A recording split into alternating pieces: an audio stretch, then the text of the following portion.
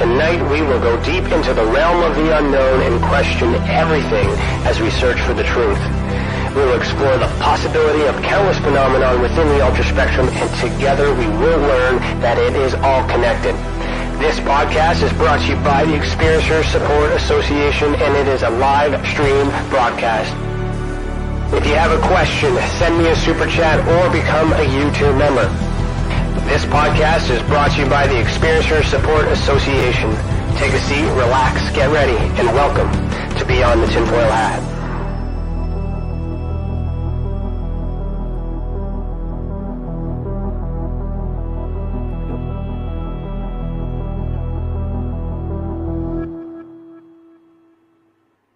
Hello, everyone, and welcome to Beyond the Tinfoil Hat. Today is Thursday, June 16th, 2022, and I, Ryan Stacey, am your host this evening. I'm a licensed private investigator, citizen journalist, and the Director of Investigations for the Experiencer Support Association.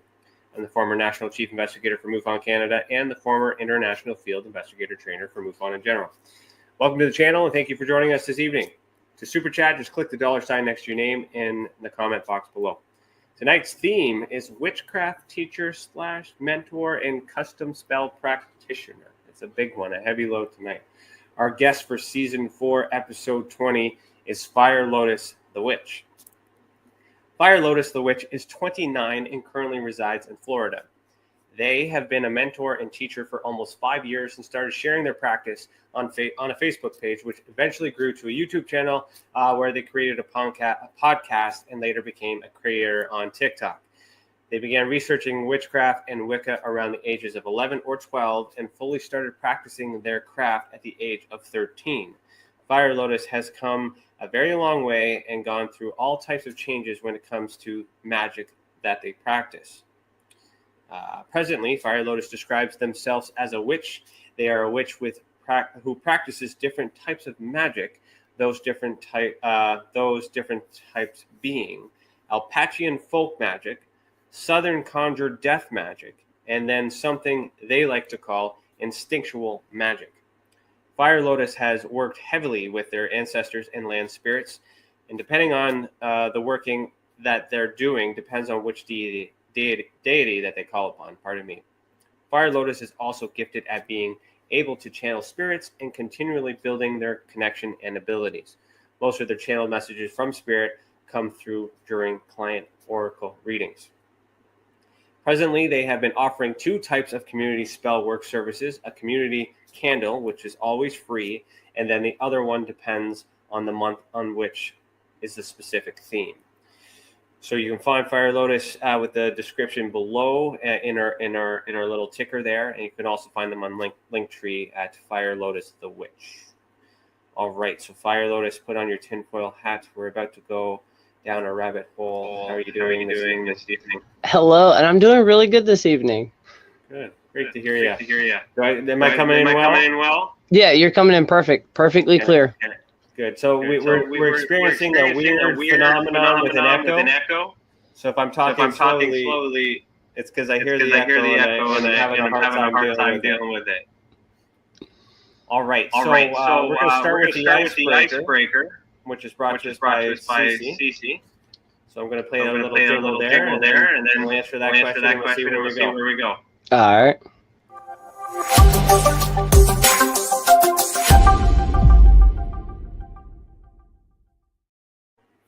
All right. So tonight's icebreaker question is: you enter an alternative reality where you realize you're part of the last show or movie you watched. What show / movie is it? And which character are you playing and why? Oh. I'm trying to think of the last. Technically, the last one I watched, and I'm calling myself out on live internet, was technically Keeping Up with the Kardashians. Okay.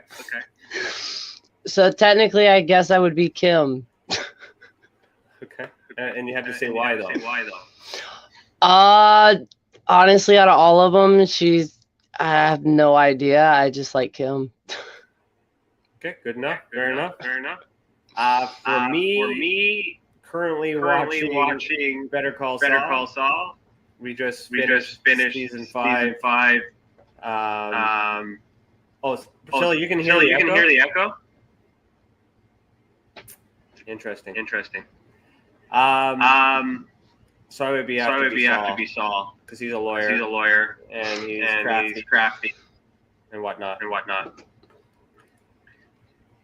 So there is an echo. So everybody else can hear the echo. Okay. So I'm not quite sure why that's coming in. Good thing is I'm the only one. He's going to be speaking tonight. So we're going to ask some questions and we'll let him talk. All right. So the first question I always ask is, why are you the way that you are?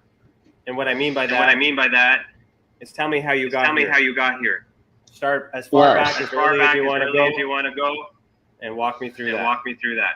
All right. So from like really early, believe it or not, I used to be that kid that was like afraid of my own shadow.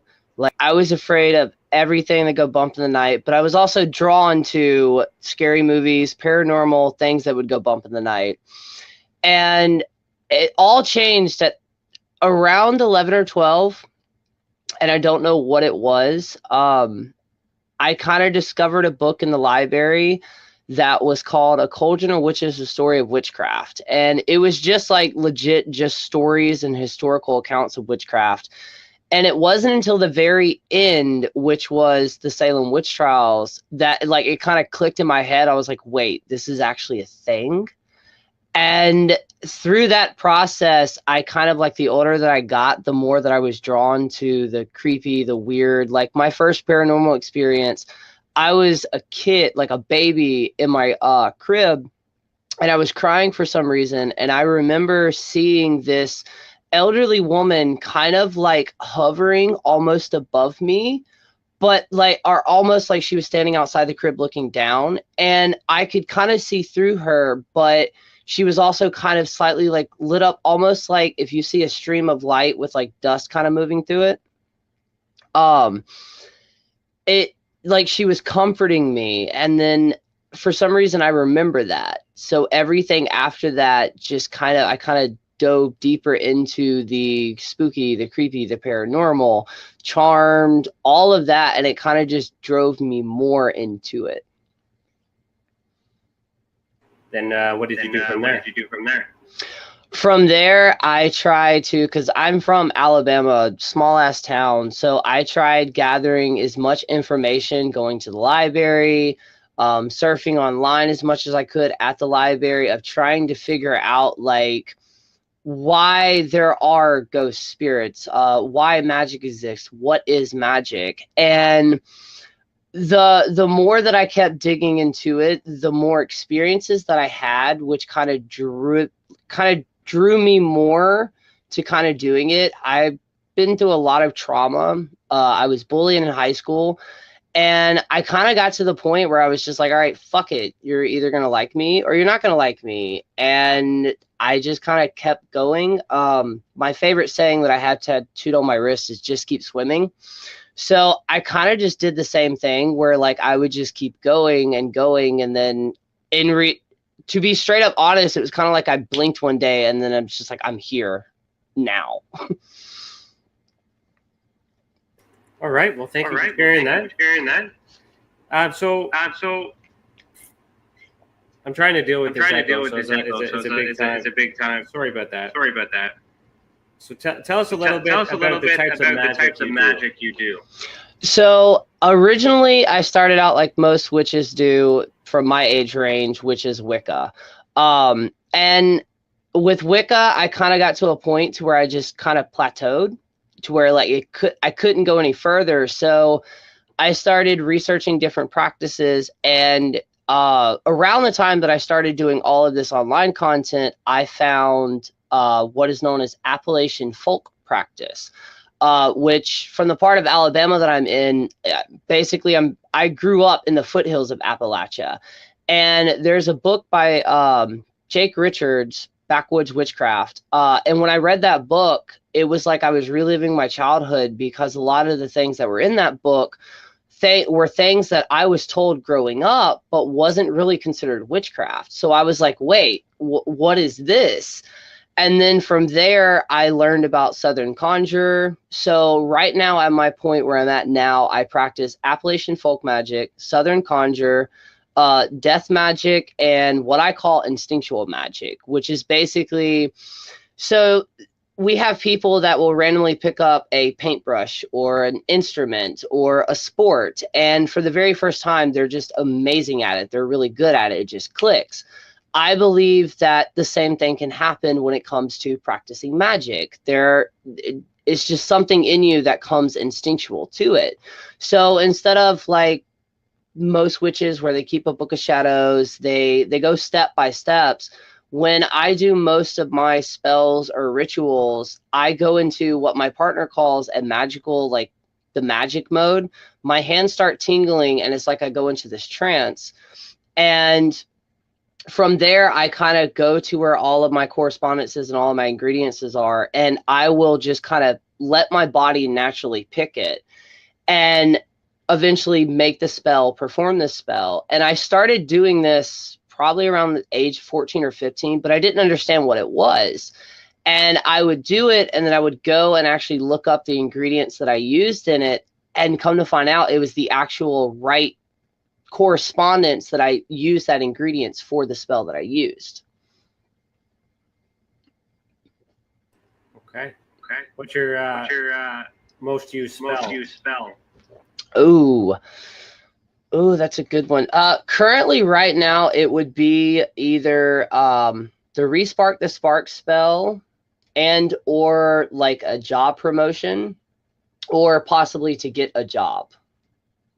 Because I started this thing once I started actually taking like clients on for spells, where not every spell is going to match every person. So I have a magical consultation to where I get information like, what's your situation?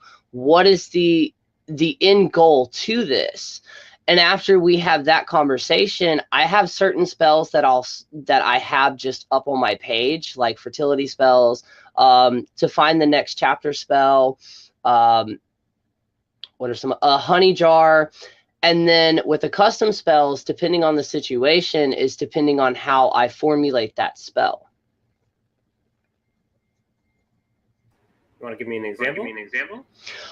So say, for perfect example, I had somebody come to me and they wanted to know if they were on the right spiritual path.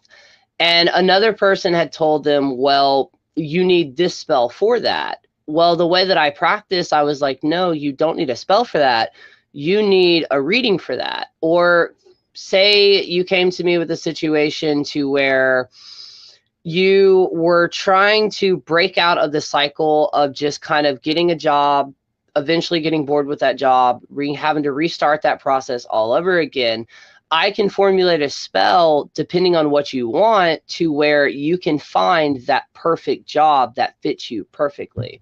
Now, like I tell everybody, magic's not 100% guaranteed, but with a lot of my spells, as long as you do the footwork, then normally I have a very, very high turnover rate, which sounds weird when talking about magic. So what kind of turnover rate are you expecting? It kind of, I mean, I don't necessarily expect it, except for as long as the spell in itself works, I'm perfectly okay with that. But when people come to me, I also tell them, like, not every spell is going to work. Like, if magic was like some people think, then I wouldn't be living in a trailer right now. Like, I would be living in this mansion. Yes, at certain points, anything is possible when it comes to witchcraft and magic, but at the same time, you have to do footwork. So the chances of me winning the lottery are probably astonishing. But if I were to put, instead of win the lottery, say you needed $500 to pay a bill or to get your dream car, that's the last amount that you needed. I would do a spell to where either A, you want it, B, like old debt or something like that comes back to you, or the way that I would word the spell, instead of you winning the lottery, it would be specifically you winning the amount of money that you need, whether it would be a little bit more than the 500 or slightly lesser than the 500. I like that, because then it removes greed, I guess. Okay. Okay.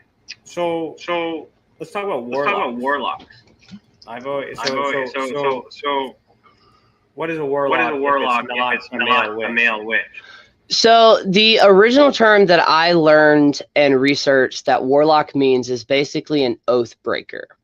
So the term witch in general, it's like non-binary, but a lot of people some people still kind of look towards that term of like a warlock.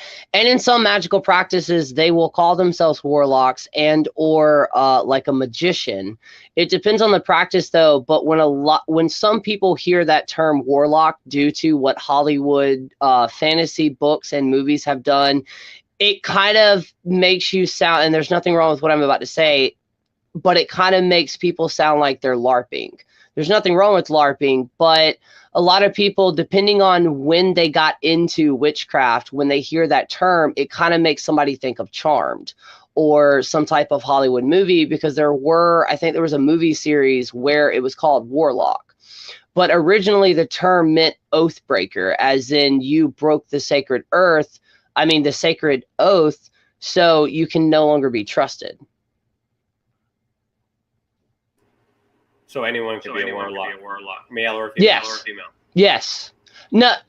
No, kind of. Warlock specifically is more towards the male aspect versus the term witch being more non-binary, which means anybody could be a witch. Okay, so what would you call a female that breaks the oath? I mean, it depends, because when I say the term oath, primarily that was, say, just for the conversation, it would be like more of somebody who joined a coven and then broke that, or joined a brotherhood and then broke that. I personally don't know a term that would be, I mean, theoretically, yes, you could say a woman could also be a warlock, but I'm pretty sure I may be wrong on that, but specifically and historically, warlock or the term has been more towards the male practitioner. Okay. So, in your opinion, what is the biggest misconception of witches or witchcraft?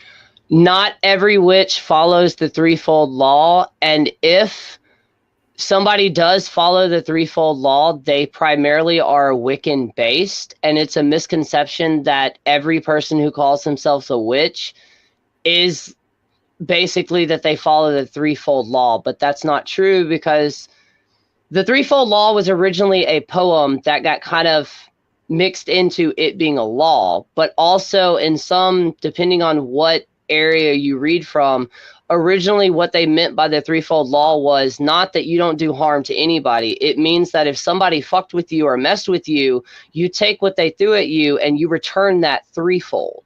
But it kind of got mixed up with some of the love and light about how, like, we're not supposed to use spells for our own gain and or harm people or hex people or curse people. It's a Wiccan thing, and due to the fact here in the United States specifically, Wicca was really, really popular, people kind of still have that term that, like, you know, we follow the threefold law. On top of that, witches do not worship and or work with Satan necessarily. Not, at least not the Christian aspect of Satan. Do you want to clarify on that? What's the difference? So in certain paths, like, say, traditional witchcraft, they have a figure that is known as the witch father. In other traditions as well, you have somebody, kind of a prime example in the Salem witch trial, they have the guy who showed up with the black hat in the book. Most people interpret that as Satan, which true enough it was, or the devil, if you will, or the horned one or the hoofed one. But it's not the Christian aspect of that. It's just kind of a more aspect of nature, if you will. And a lot of people, even though they left Christianity or Catholics, not really Catholic, well, yeah, Catholics too, when they left it, they still kind of hold some of those beliefs to it. And they don't realize it until somebody says, oh, well, like Appalachian folk magic and Southern conjure, we use the Book of Palms as spells in our, like a very, very powerful chant, if you will. A lot of people, when they hear that, they're like, well, you're practicing witchcraft. The Bible doesn't belong. But with Appalachian folk magic, they didn't see it as like witchcraft that we know today. It was a way of living, and most of them were Christians. So therefore, they figured out a way to use one part of that Bible to kind of step into power and to be able to use it just to get by today to day. Interesting. So the Bible can be used for witchcraft, or just interpretation? Primarily the Book of Psalms Palms can be used. Not many people that I'm aware of use other aspects. It's specifically, and I don't know the full history of the reason why, but specifically, yes, the Bible can be used, because the way that I view the Bible, just like every other symbol, like the pentagram that I wear, a cross that Christians wear, Catholics wear, the person who's wearing it puts the belief behind it. Just like with witchcraft, not every spell is going to work, but what dictates that is if you believe in your own magic and the energy that you're putting out there. Because my definition of witchcraft is manipulating the ions and atoms and molecules around you to get a desired outcome versus waiting on life to give it to you. Kind of sounds like alchemy to me. And honestly, I believe that alchemy and witchcraft are the same thing, because when I do a spell, say I have a spell in front of me where I have 5 candles and 5 crystals and say 2 herbs, I'm going to tap into, and not every witch believes in this, but I'm going to tap into each individual essence, we'll say, instead of spirit, we'll say essence. And then I'm going to get all of them to dance in this perfect tango. So it's transmuting that energy from being different objects to the same mass object with the same goal, and then pushing that out into the universe to get that desired outcome. So I fully believe alchemy and witchcraft, especially modern day times, it's kind of the same thing, with basically witchcraft being science that hasn't yet been proven yet, to a degree. Yeah, because we're looking at time periods. So when the word witch was coined, the scientific understanding didn't exist. Exactly, because most witches, quote unquote witches, that they used to like accuse back then, a lot of them were just midwives. They were people who understood that herbs, specifically herbs and different types of chemistry in a way, could be formed together or properly mixed together to actually heal the body or to cleanse the body. But this aspect that people still believe that witches, like in the 16th, 1700, had crystals and all this other shit. Some, depending on where they were, yes, but at the same time, most of them were just wise people. They understood the world around us. Most pharmaceutical medicines, the root ingredient of that comes from an herb. If you have a headache, white willow bark, brewing that as a tea, obviously do your own research, but brewing that as a tea will get rid of that headache and most other small pains like that, because it's a natural painkiller. So they kind of knew that, and then that went against, depending on the era, the Roman Catholic Church, Christianity, and they kind of just ran in there and was like, no, if you go against this, that's, evil. So it was common knowledge. And then too many people had this common knowledge. Then they wanted to take control. In a way, yes, 100%. So where did they get the knowledge in the first place? Now, see, that more goes on kind of more historical aspect, which I don't really study that much, but I'm pretty sure it was passed down through elders or other wise people in the community. And then a lot of people back then are kind of originally, depending on the era, they lived off the earth, which means they knew all the plants. They eventually figured out what all of the plants could and could not do, but that's more as what I call regional, as in depending on the part of the earth that you're talking about, the continent that you're talking about, and the history of that would be a different history. Makes sense. So a thought came to my mind while you were talking there. You mentioned the Christian cross. Is there an icon like that That is universal to all witches. That's non-binary. I would either say the pentacle and or the triquetragram and or the Norse compass. I would say those three hands down, and even the cross. The cross has been used and represented in multiple different types of practices as representing the four elements: earth, air, fire, and water. Okay, so what are the significance of those three? You want to break those down? Well, the pentagram, depending on who you ask, represents spirit, earth, air, fire, and water becoming basically a whole. Basically us. It's representing us. We have a spirit. We have earth, air, fire, and water inside of us as well. The historical aspects of the compass, the Norse compass, and the triquetragram, I would not be able to like name off word for word like the pentagram, only because I more associate myself with the pentacle, the pentagram, and or pentacle. The difference, one of them being in a circle and a 5-point star in the middle of that, and the other one just being a 5-point star. So what's the significance of the circle? Does that make it more powerful? Or it's stronger without?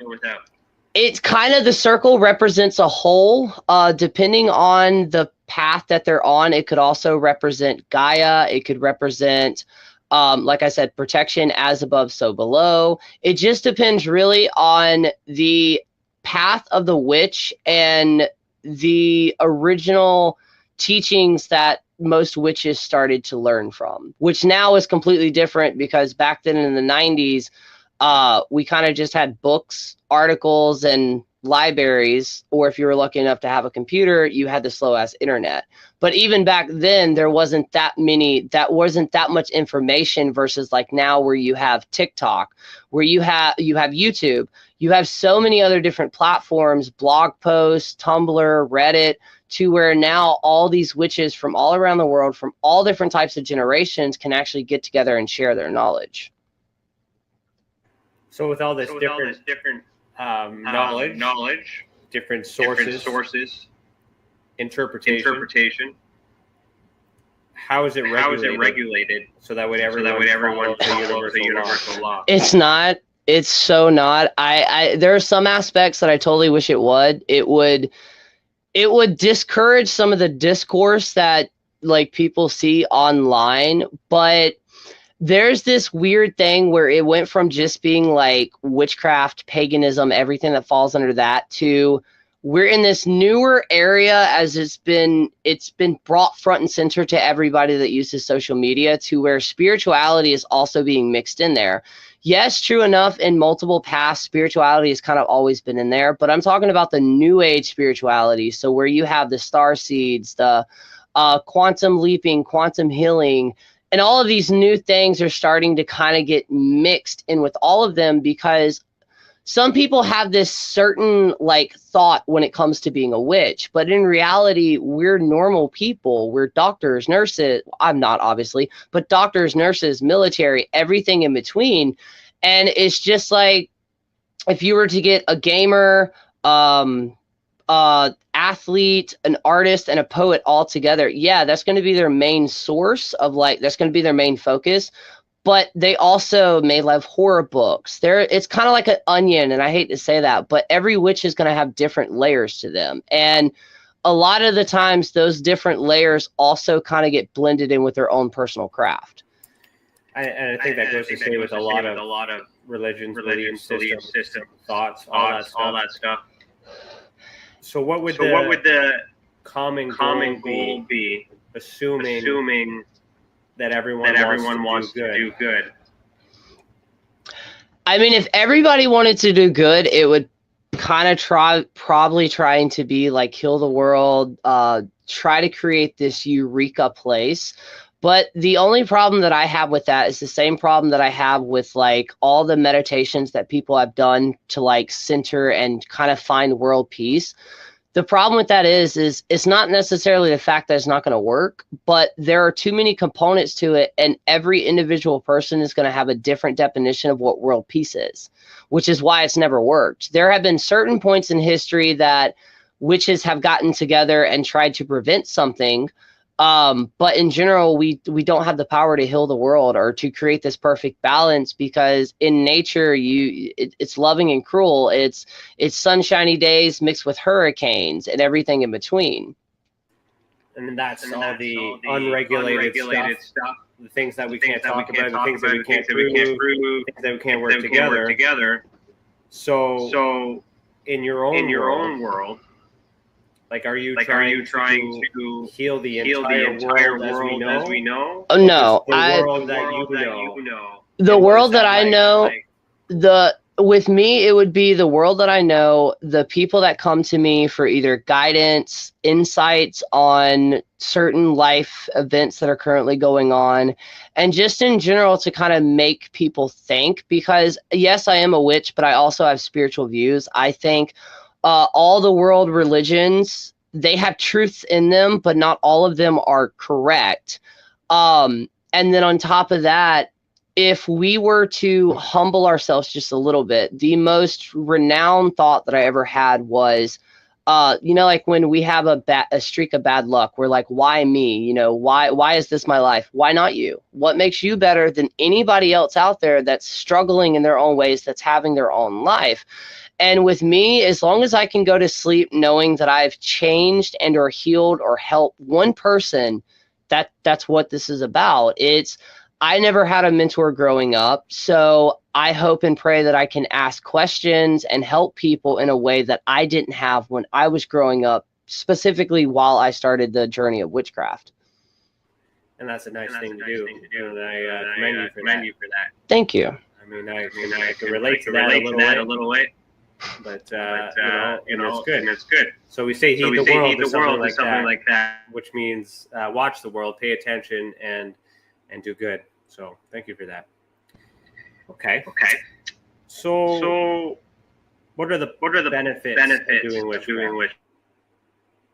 For one, it brings in self-power. Like, eventually you realize through your working that you yourself do have power. Like, you can change, maybe not on a grand scale, but you can change small things. And also with most witches, you wind up also finding your own community, to where no matter what you're going through, you're kind of accepted. No matter how you look, no matter how you think, you're still accepted in some way, shape, or form. And it winds up creating this like bigger world. And then a lot of the experiences that I've had with like spirits and experiencing other things, I was like, oh my God, am I going crazy? Am I the only one that's doing this? And then you wind up meeting another witch. Okay, so I just realized something, that if I mute you, there's no echo. So really? Yeah. So I'm gonna do some fancy stuff coming through here. So the reason why I asked you that, is because I also want to know the negative consequences. Oh, there are a lot of negative consequences to magic in so many ways. For one, depending on the community, like if you're living in a small town, you're going to get ridiculed. You're going to get judged right off the bat. People are going to think you're worshiping Satan. But it's also, if you don't know how to properly sense spirits or sense the energy, you can really fuck up your life. Like, yeah, we have deities, we have demons, everything in between, which I hate that term demon, but I'll say infernals. But there are also a lot of things that most people say that go bump in the night that you can stumble upon. And if you don't know how to properly fix that, it can really physically fuck up your life. It can fuck up your mental health. So like, it's kind of that balance of, for one, knowing and being able to read and understand the energies that you are communicating with or working with. And then I don't believe in karma. I don't believe necessarily in threefold law, but I believe in the ripple effect, which is, no matter how big or small you throw a pebble into a pond, it's going to cause some type of effect to where it ripples back to the original point where you tossed it. So that would be the negative. And not to mention, you can invite things into your house that can eventually, over time, through going through certain processes, that can attach itself to you, that can just make everything just worse.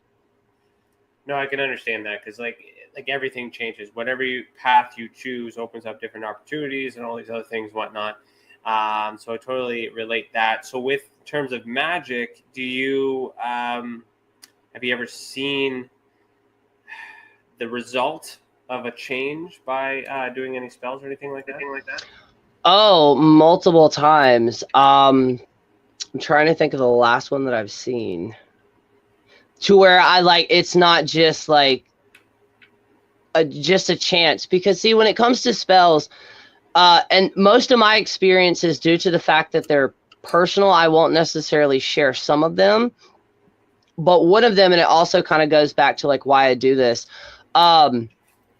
A good friend of mine came to me because they were having trouble kind of creating a family, if you will. So I did a little spell on the full moon. This person had a 1 in 1,000 chance possibly creating a family. And I did it on the full moon. 3 to 4 days later, they had messaged me stating that they were on the beginning steps of creating their family. They currently just celebrated their second family member coming through. Now, if that's science, chance, or magic, I personally believe it was magic, but everybody's going to believe their own things. Yeah, no, I can relate to that. I mean, it's magic is, I always thought, was science we don't understand. And then there's coincidence, then there's, but I mean, you're putting intent out there. What we understand with consciousness and the way that the mind works, all these other things kind of fit in that paranormal spectrum too, and it has to be real. We put that intention. I see in the comments a lot of people saying intentions. So what comes to mind is the whole Spider-Man quote with great power comes great responsibility. How does someone like yourself, and then we'll quote Star Wars here, turn over to the dark, not prevent yourself from turning over to the dark side, because you can equally use this ability to do harm. Well, with me, when I first started my practice, and then with the connected, there's so many things. When I first started my practice, I actually did kind of go into that darker realm, as in I was messing with this spirit that I thought was something else, and come to find out it wasn't. So in this scenario, anything that I asked for, I would get. Every single time I got that object or that thing that I asked for, I would wind up losing something else, as in something else would dramatically happen. And obviously I learned that mistake. And yes, I do baneful workings depending on the situation, because I mean, if I can stop a certain situation, or if I can protect somebody from just throwing somebody's name in a jar with a few other ingredients, then I'm okay with that. And with the connected consciousness, kind of what you were saying about how like we're all connected, I always relay the during 9/11, right before 9/11, we have random number generators placed all around the world. During the morning of 9/11, before that event happened, every single one of those random number generators completely synced up at the exact same time and started printing off the exact same number, which is supposed to be scientifically impossible. They did a study, that same group did a study shortly after that, and went and interviewed people that experienced 9/11. They all said the same thing. They woke up that morning feeling like something was off or something was about to happen. And scientists to this day still cannot explain that phenomenon, that event. But to me, it proves that we're all connected, almost kind of slightly like discoordinated, but like a beehive. We're all connected in some way, shape, or form. So hive consciousness is something that is kind of known, and it's kind of speaking to what you're talking about too. And in order for that to work, it's interesting, because if the world felt collectively that something bad was going to happen, that would mean that the people that were about to do the bad thing had projected enough energy and negative thought out there for it to be received. So it was also just as bad as it was for us, it was also bad for them. And then together, like a lot of stuff went down. And with that, with what you just said, like they also had to experience that. It's one of the same reasons we say, like with witches, why doing research, why creating your sacred space, whatever that is. The reason, the physical aspect, and the reason you have to do footwork with spells is because, yeah, you're thinking it, but when we move, when we physically do things, we're exerting energy into that purpose of the reason, like creating the sacred circle. You're spending time, sweat, possibly blood into actually creating that sacred circle. So it's showing the universe, okay, they truly are ready and they truly want what they want. Mm-hmm. So in terms of spells, I consider you mentioned ingredients and adding things and stuff like that too. I would translate that to like a recipe, like when you're going to cook, you want to put certain things together. You need to get your ingredients to make this beautiful dish that you're going to eat and consume. So how do you get your recipes for these spells? How do you know what ingredients you need and the result? So most crystals, herbs, depending on your actual craft, random things outside, like a tree, a wasp nest, dirt dauber's nest, they all have correspondences or what they can be applied to in magic. And with the recipe, I'm blown away that you just said that, because on an episode of my podcast, I was interviewing a death witch, and I used that analytic, like I used that phrasing as in like witchcraft is like cooking. The family members may pass down the recipes, but we're all going to add our specific things to it to slightly change it a little bit. Yeah, it's the exact same way. But it's never going to taste as good as grandma's stew. Yes, or whatever, right? Exactly that. And that's kind of the discord now, where like it's almost like the witchy community is trying to kind of gain its bearings as we're on a bigger platform thanks to the internet. We're all over the place now. And we're kind of trying to find that. But with a spell in general, it depends on what you're trying to do. But it also depends on the witch itself. Like with most of my magic, I like to use candle magic, basically burning things.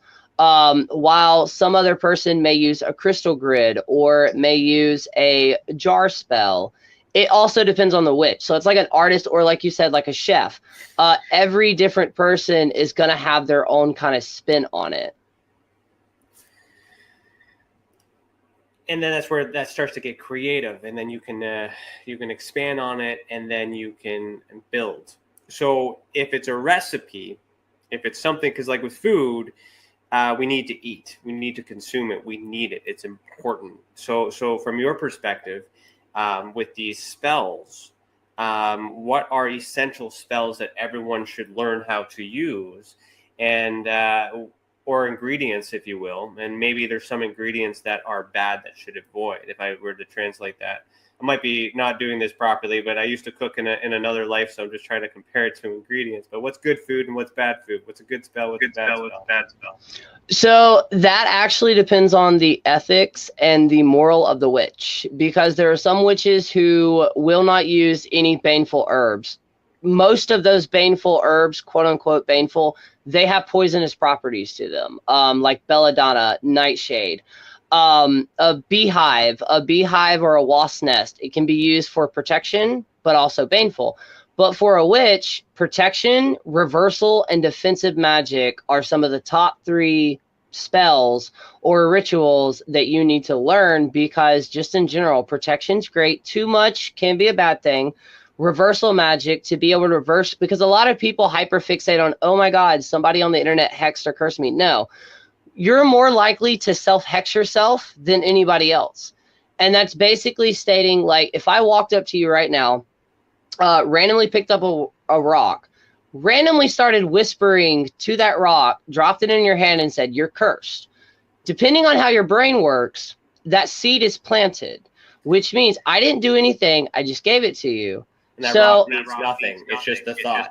Exactly. It's the thought. And then what winds up happening is mundane things happen. You lose your keys, you misplace your wallet. Your brain, depending on how it works, associates it with that one incident. And, oh my God, I've been hexed or cursed. And then it kind of grows, and then it snowballs. We can do the same thing to ourselves by putting ourselves by starting a spell, but also at the back of our minds thinking that we're never going to be able to do it, that we're never going to be able to accomplish anything. It plants that seed, and if not taken care of, it will repeat and basically just grow out of control. So then we use objects like candles and crystals for association. So we would associate a positive vibration with the positive intention of thought, whereas the demonic side would associate the skull and crossbones and bloody daggers to do the same thing because their intent is to cause harm. So removing those mediums, is it possible to do magic without any objects?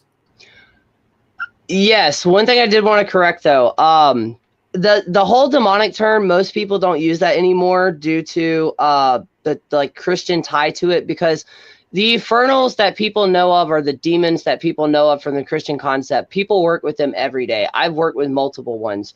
And they're not like they're described. But yes, 100%. One of the main reasons we like to use, like, say, the athame, the wand, the chalice, it's because they're physical tools to help us be able to align and be able to hone in in my practice, I would say the manipulation of energy, or the direction of energy, and how to kind of hone that in. Instead of being like a spotlight, it's a straight line to the area that you're trying to do.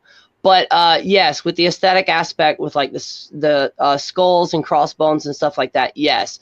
Some people also tie their aesthetic into the actual workings that they do, whether that's baneful or non-baneful workings. It just depends on the witch and the style.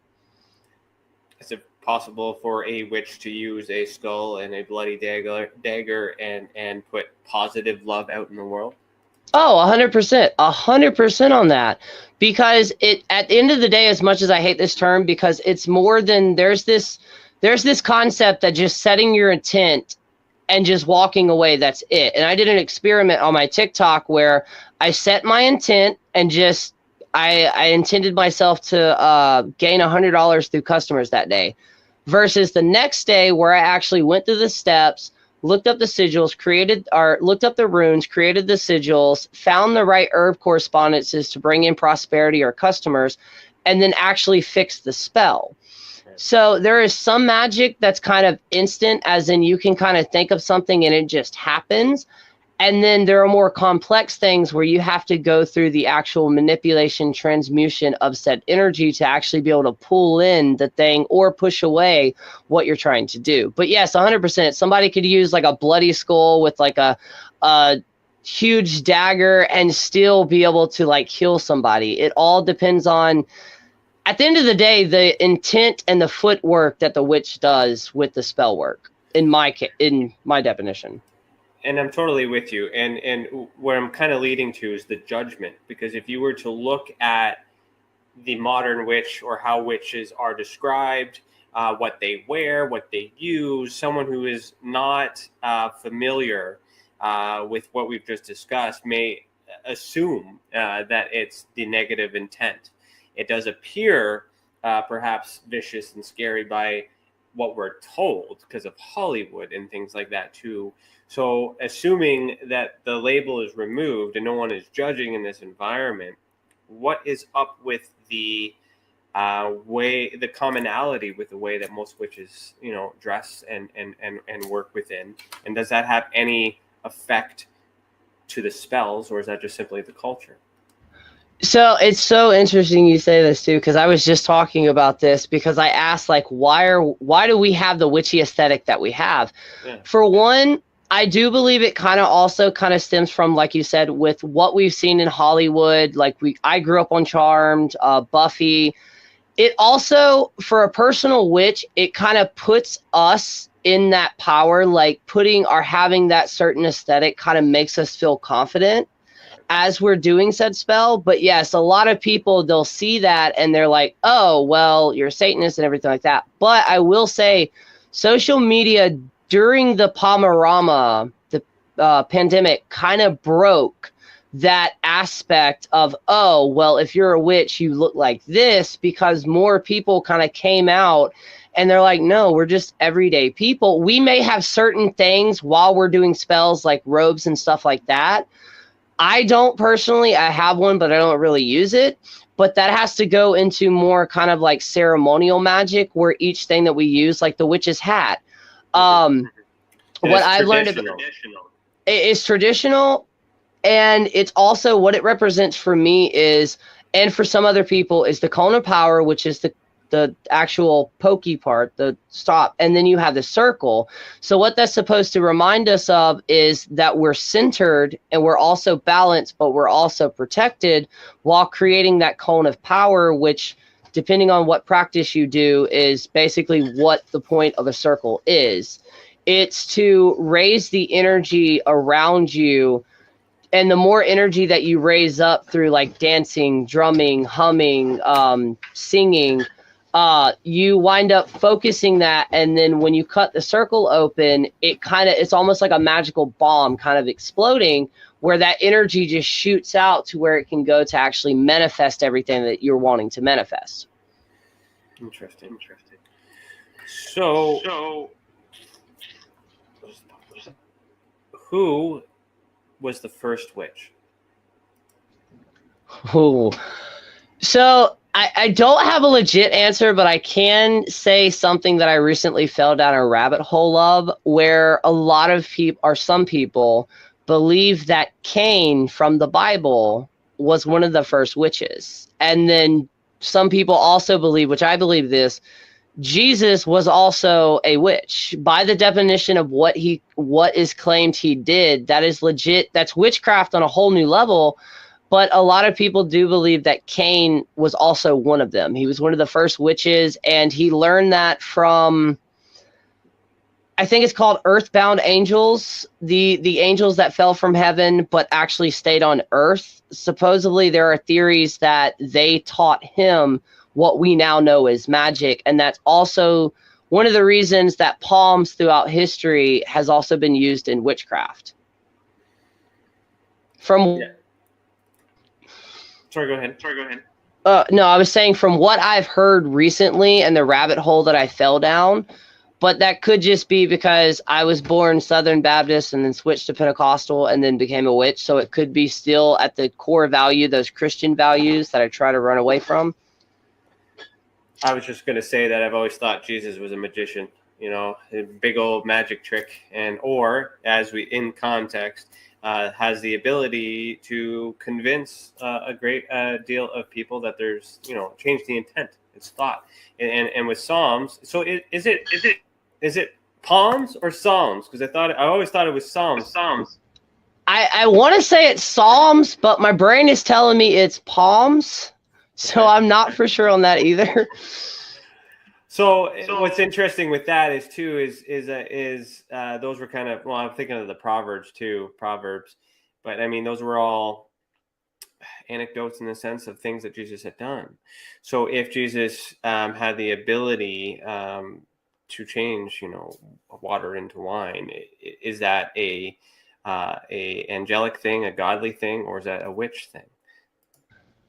Oh, that's actually a good question, because I believe it's kind of a mixture of both. My entire belief right now, from what we've heard in legends and lores from way back then, even before the Bible, I believe due to the fact that we did evolve, we gained electricity, we gained cell phones, we gained technology. We kind of went away and kind of turned away from what people way back then were doing. They were more in tune with the earth because they were constantly walking it barefooted. They were constantly sleeping on it. They were constantly growing gardens and stuff like that. So I believe in the process of that. And then when not just Christianity, but primarily I'll say the church, when the church kind of started dominating everything, the belief in magic kind of started dying out. So it kind of almost, if you will, kind of went to sleep. I don't know if we're ever going to get back to the point of supposedly what Jesus Christ did. I hope one day we can, but I mean, who knows? Well, then we're talking about miracles, and we're talking about things that we don't understand in the science. So Jesus is just the current that is, I wouldn't say copied, but I mean duplicated or similar to earlier religions. So the sole concept of magic has existed way back then. It's just our interpretation. So, I mean, and if they had the ability to do these things, then it would make sense that in the future, when Jesus was born, that he was able to do that, because it's traditionally carried on, which is why all these things are happening too. So I kind of want to segue into, before I get into that part, where you mentioned you didn't like the word demon. So tell me why you don't like demon, and what I think you said infernals is what you prefer to call that. So what's the difference, and why, elaborate on that. So with the infernal aspect, I've learned that in the occult world and witchcraft world, the infernals, I'm not 100% on this, but the infernals are basically a lot of demons, not all of them, but a lot of demons that were portrayed in religious texts. The reason I don't like using the term demon is because it kind of automatically stereotypes a person who, if you hear the term, oh, where I work with a demon, you automatically think evil. You automatically think like bad, negative. In reality, they're not. Yes, can you come across negative or harmful spirits or even deities? Yes, 100%. But a lot of what we learned about said demons was from one perspective, and most of those perspectives, depending on how you grew up, were from a religious aspect. And in most religions, demon is like the good or bad. And you kind of get to a point to where you realize, yeah, there's good and bad, there's negative and positive. But personally, for me, I just don't like the term demon because it comes with such a bad taste, to where, like, with Zach, the ghost hunter, I used to watch his show all the time. The one thing that I hated, the two things that I hated every single time a witch was involved, it was evil. And then the second time you hear 3 knocks, it's automatically a demon. And I'm like, demons are not just waiting around to try to jump in this like holy vessel of a person. A lot of the times knocking on wood 3 times, that came from, I believe, a Celtic or Druid belief that spirits had trees. Knocking on them 3 times wakes them up. So that's kind of where the whole term of knocking on wood 3 times to like cancel out a hex came from. And when we the aspect of demons or in paranormal, when people hear 3 knocks, they automatically think that it's a demon trying to mock the Holy Trinity.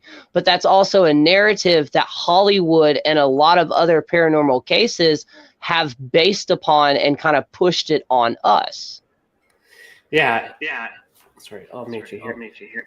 So there's a lot of that. It's interpretation from us. It's instilled by Hollywood. Hollywood puts in that thought. We think it. We watch it from 50 some odd years, and then we start to believe it. Now here we are trying to reprogram the thought. But when it all comes down to it, it's just an event. So these knocks are knocks, and you're going to have a variance of different people in understanding and belief system that will interpret that knock as coincidence, nothing, science, whatever, it's just odd and weird, a scary phenomenon, or even a positive. It could be angelic.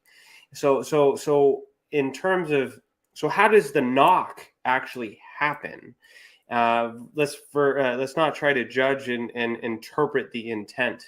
How does something from another place in time create that noise that we're able to, intercept? That's actually, I mean, for one, that's a very good question. I don't necessarily have an answer to. I'm still working on that. It's one of the reasons I kind of led me down the path of witchcraft, because I want to know what the experiences I've experienced when it comes from spirit were.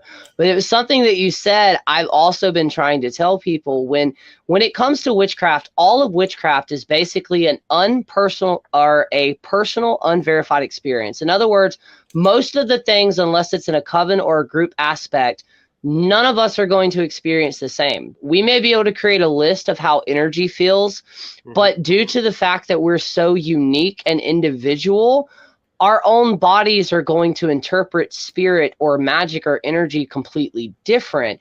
And that's the hard part when it comes to like witchcraft and even paranormal. You can get 3 people in the same room to experience the same thing, but because of how most of our brains work, especially if you have trauma, when you ask them about it 5 to 10 to 20 minutes later, there may be subtle changes. But it's the ones where no matter how much time has passed, they exactly remember everything that happened. That kind of piques my curiosity. Mm-hmm. Okay, so we're going to pause right here, but we will continue after a message from our sponsors. If you're listening to the audio-only version, head over to youtube.com/The Experiencer Support Association so you see the video that goes with this audio. You are listening to Beyond the Tinfoil Hat, a podcast by the Experiencer Support Association, and we will be right back. It's your business. It's your property. Your assets are worth protecting. Blacklight Investigative and Surveillance Services specializes in patrolling and inspecting residential or commercial property against fire, theft, vandalism, terrorism, and illegal activity. People and buildings are monitored to prevent crime. Keep your property, your people, and your assets safe from threat. Our elite staff are dual licensed private investigators and security guards. Blacklight Investigative and Surveillance Services. Go to blacklightiss.com.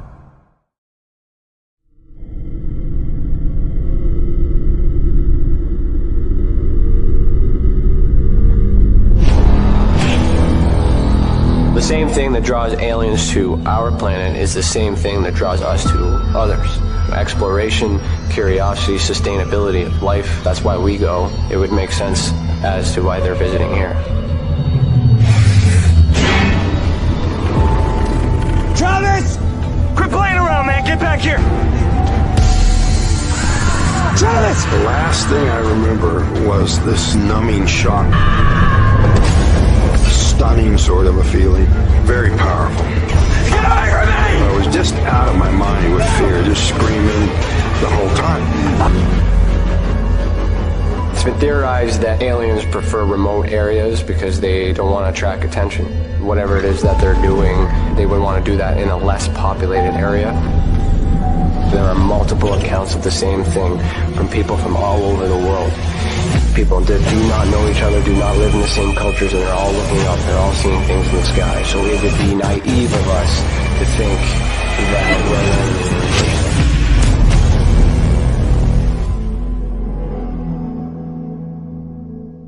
Ryan is one of Canada's leading new UFO investigators. He conducts and oversees UFO investigations on a constant basis and was really taken by his research. He's compiled a tremendous amount of data regarding UFOs in Canada. And just as interesting, he really goes over how UFO investigations are done and what are some of the mistakes that people make when they submit evidence. Note for starters, don't edit your videos or photos before you send them. If you want to hear more follow-up conversation between Ryan and myself, you can go to richardolanmembers.com where we have a candid conversation on ufology, the paranormal, and more. And remember, while we learn and grow and search for the truth, let's be good to each other.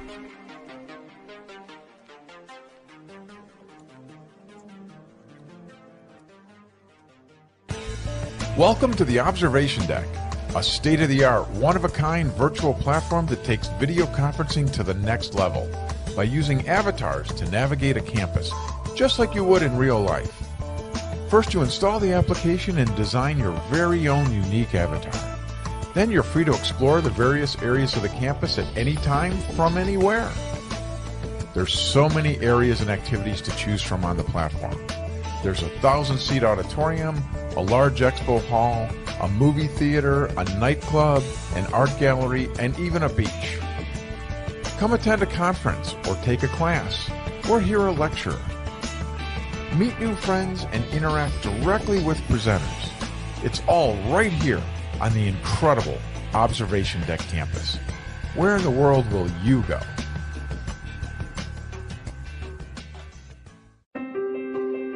Have you ever wondered, or maybe just thought to yourself, if there were others just like you? You know, people with extraordinary abilities, psychogenic advancement, and perhaps unique intuitions.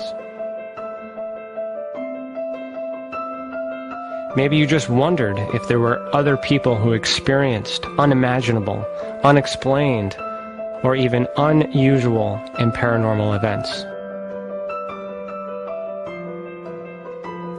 Are there people who have more questions, more fears than answers?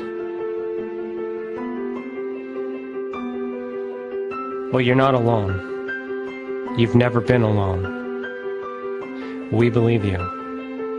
Sign up for EA today by going to tesacan.org/EA. That's TESACAN.org/EA.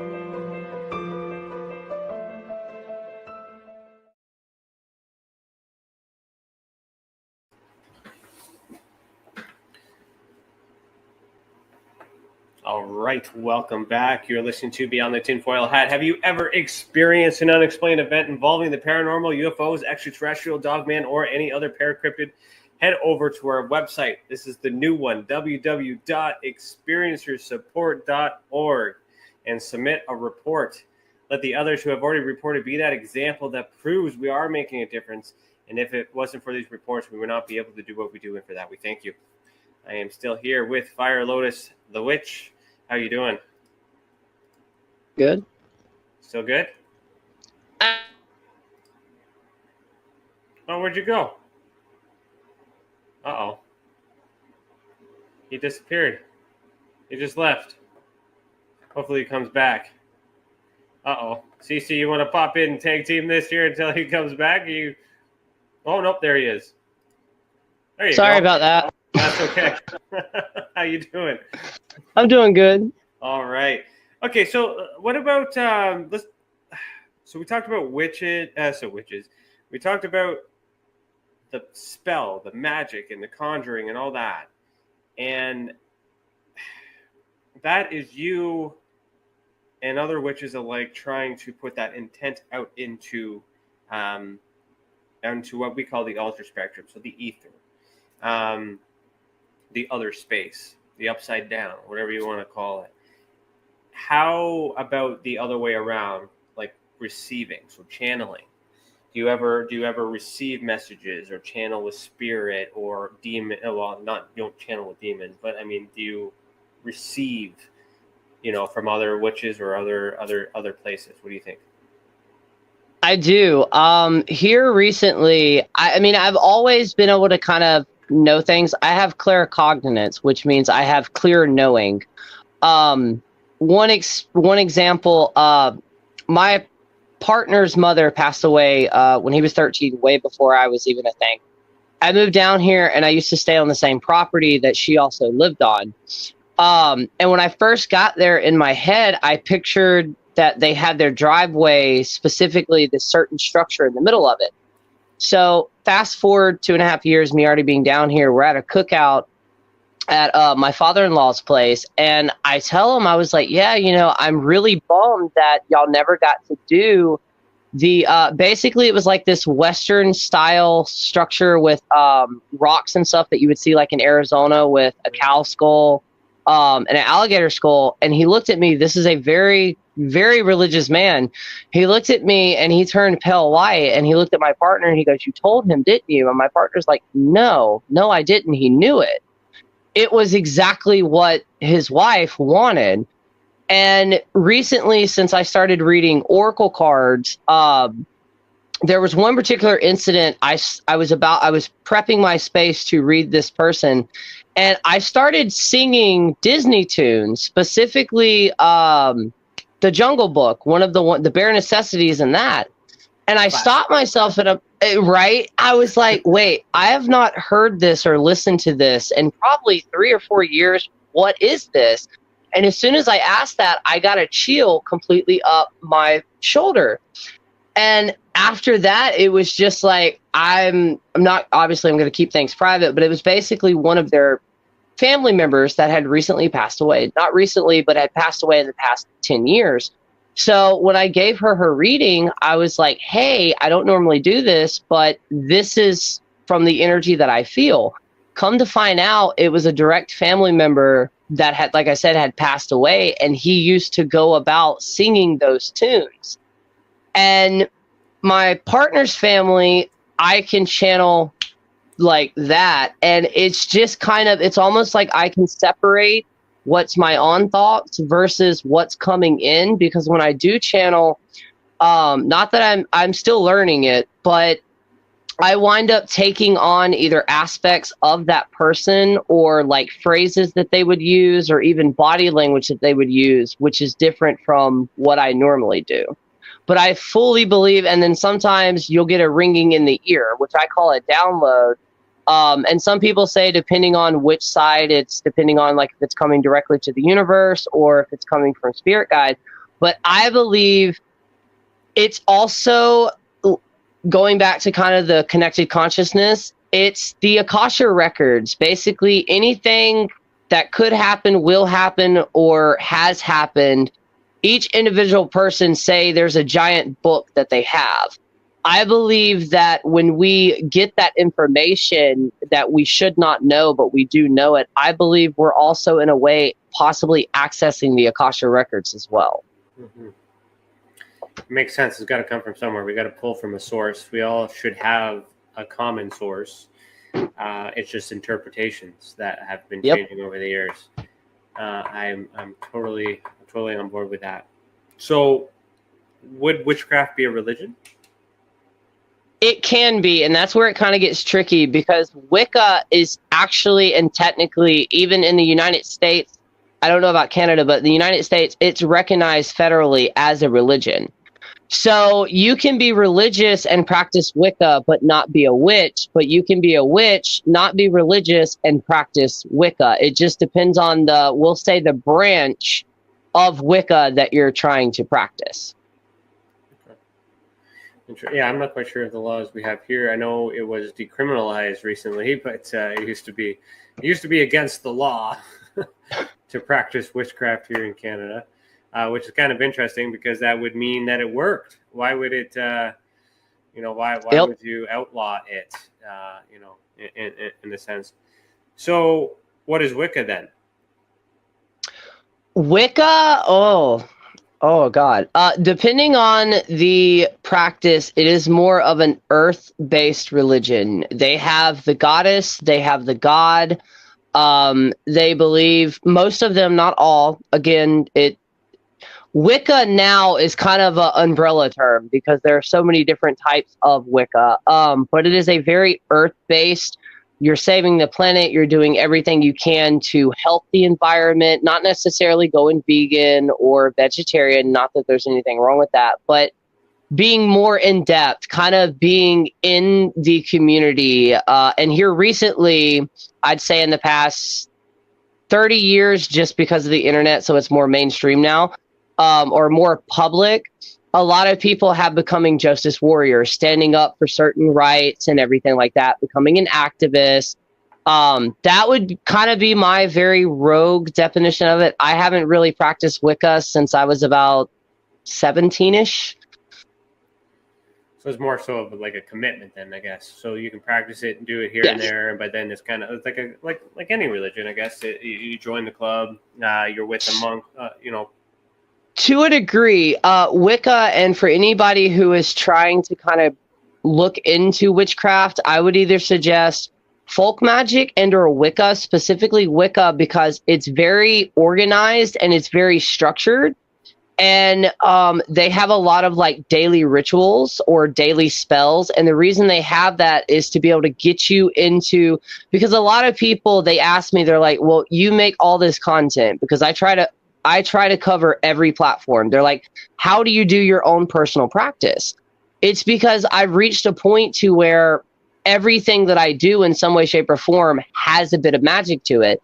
I have depression and other mental things. So me getting up, taking a shower, I could dedicate that process to an ancestor, because what am I doing? At the end of the day, I'm making sure my body, my temple is clean, it's taken care of. And everything we do, stirring coffee, you can stir in the intentions of your coffee, knocking on wood. A lot of people practice or do witchcraft on a regular day basis. They just don't really say it's witchcraft, like manifestation, using angel numbers. All of that falls under the realms of magic, but they don't see it like that. What's the difference between magic with a C and magic with a K? From what I understand, one of them basically is actually the one that I use, which is without the K. It's actually witchcraft. The other one is more stage magic, the more the actual like Houdini, the pulling stuff from a hat. But I may be slightly wrong because I do know there are some magicians in the occult world and or witchcraft world that actually prefer with a K versus with the other one. So no real big difference, just a different way of spelling it, kind of like adding that extra level to segregate a community within a community, if you will. Yes, depending on, there are some people that like if they see it spelled with a K, they will automatically like not respect it or not necessarily pay any attention to it. It's very weird. Yeah, because I always thought that the K was like the dark magic, the dark intent, whereas the one with the C was the magician. I thought it was the other way around. Oh, well, I may have it backwards. I am dyslexic. I don't have. We don't have a fact checker here, so it's okay. So it's either or, but there's clearly a distinctive difference between it. It sounds the same phonetically. It's the same. Perhaps it is the same, and then over translation, over time the K was dropped or the K was added. Nonetheless, it still comes down to intent. So the ability exists in all of us. We all have the means to do it. It comes down to our intention. So if we intend to use it for harm, then you get the K. If you don't, then you lose the K in terms of that. So interesting. So what about, like you mentioned paranormal earlier, right? So we're all about supporting experiencers that have been affected by or experienced any paranormal activity, alien activity, UFO, psychogenic is what we call it. So activity of the mind, consciousness. Where do you, like in a scientific spectrum, where would you place this, witchcraft or this ability, if you will? Witchcraft, I would place it kind of in the middle between spirits. Actually, yes, I would place it kind of like what most people think of like Middle Earth. We would be Middle Earth, and then there would be either, and I hate using this way that I'm about to say it, but the theory that I used to have, and one of the first people that I really started kind of practicing with, we developed a kind of like, say there are 8 levels of existence. Depending on the spirit or entity that you're talking to, would either be on the higher planes or the lower planes. In a scientific level, it would either be a higher vibration or lower vibration. We're in the middle due to the fact that depending on what we're doing, we can either go higher or lower. So it's kind of like we can walk, we'll have one foot in the reality, in our normal mundane reality, and then we'll also have one foot in the spiritual reality. And the spiritual realm, it's also broken up into sections depending on what type of energy or frequency you're talking about. So mainstream would call that paranormal or parapsychology? Well, yes. Okay. So do you consider it to be not normal? Because paranormal simply means something that is not normal. But as we've been talking, it appears to be normal. See, I think it is normal because it's just like how people say the sixth sense, being psychic, it's a supernatural power. It's really not, though. At the end of the day, it's nature. It's part of nature. It's more natural than, well, the world that we live in now. And I do believe that, yeah, I wouldn't really say it's paranormal, but at the same time, it's just normal. It's nature. We just don't necessarily have the devices and the technology to fully pick up and or see it just yet. But I believe it's definitely coming. So if it's normal, we put this normality around it today, but we have to go back in the past to understand like all the aggression and fighting that our ancestors had to do just so we could talk about it so freely today. So in your opinion, with it being normal, why all the burning back in Salem? Religion.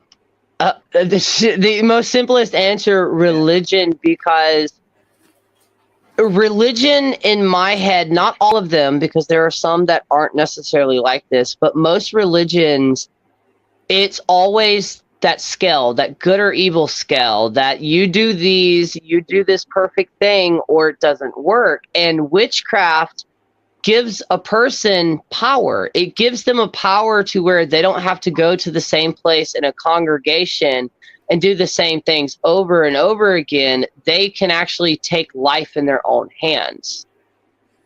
Okay, so follow me on this. And I'm going to be very careful with how I'm walking through this. But back in the Salem witch trials, the assumption that, and it was always females that were burned at the stake for allegedly being a witch, which, they could be witch or they could be just intelligent women that are smarter than the men, and there's some fear and all these other things that you want to get into. So if the idea of being a witch is normal and men have the ability to be a witch, since it's a non-binary thing, why weren't the men at that time accepting the women at that time as being a witch if they were capable of doing the same?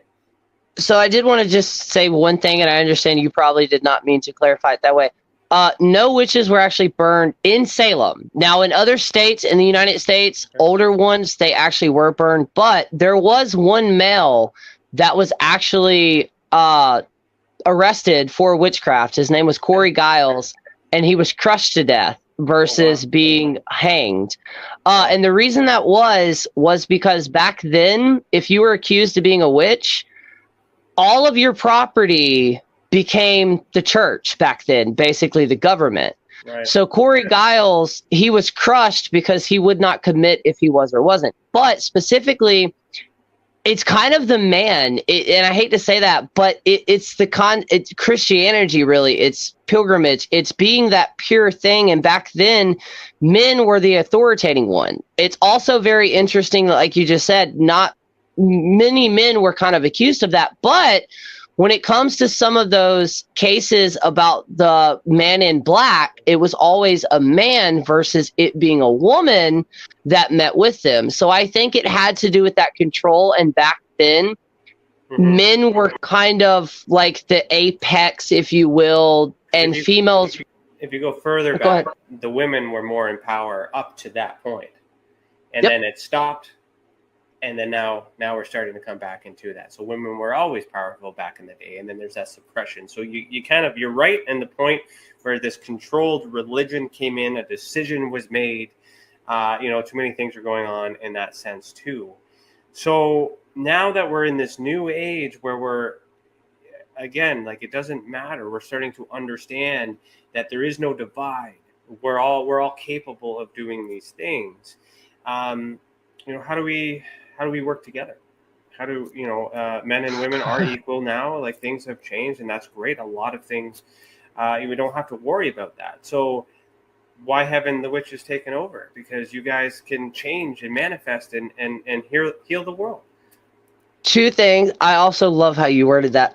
Two things. For one, like I said earlier, with the like trying to create a utopia, due to the fact that we're so indifferent and we're so unique, we're all going to have different definitions. And then thanks to specifically social media, because like on social media, if you play your cards right, overnight, you go from being an absolutely nobody to hundreds of thousands of people following you, wanting to know your opinion. Right. It feeds into the ego, which is where the spirituality aspect comes in, because most spiritualities, they teach you to kind of conquer your ego, or what most people call nowadays your shadow self. Conquer that, become balanced with that. But we have so many different opinions on, even with Christians nowadays. You get a Pentecostal, a Catholic, a Baptist, a Jehovah's Witness together in the same room, and they're all going to argue who's right and who's wrong. That's the ego aspect of us being humans.